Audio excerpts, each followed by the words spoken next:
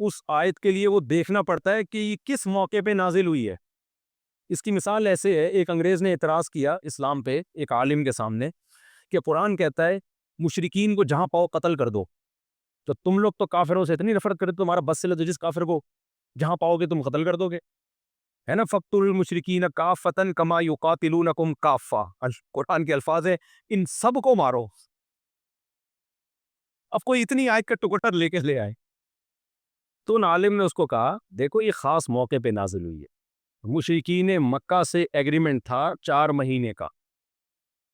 بھئی 4 مہینے تک آپ کے ساتھ وہ بھر بھی تھے، میدان جنگ کے لوگ تھے وہ، 4 مہینے کے بعد آپ کو مارکیٹ سے شارٹ ہونے کا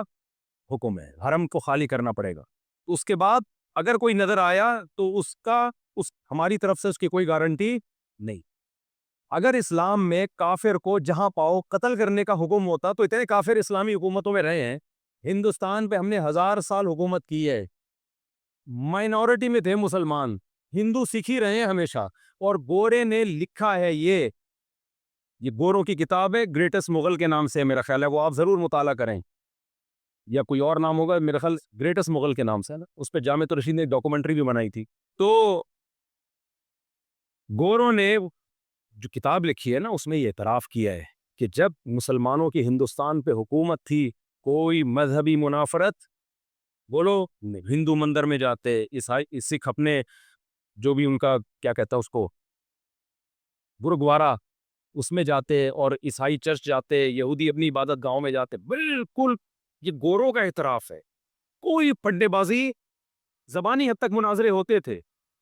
بہت زبردست، کسی ایک شخص کو بھی نہ قتل کیا گیا اسلامی حکومت میں، نہ زبردستی اس کو مسلم، کیونکہ قرآن میں لا اکراہ فی الدین، دین میں زبردستی ہے ہی نہیں۔ تو اب آپ ایک آیت کو لے کے